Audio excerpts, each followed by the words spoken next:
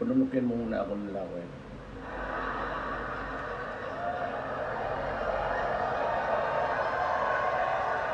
Yung marinig ko na nagtatrabaho for 2 hours, 3 hours, ang tulog lang nila, tapos ang pagkain lamaw. Kasi may lugar, alam na ninyo kung saan, ayaw ko magpunta doon. Tapos kung walang maid yung kapatid o hiraman, tapos maglinis pa doon sa bahay ng son-in-law, maglinis pa doon. Kaya ang tulog.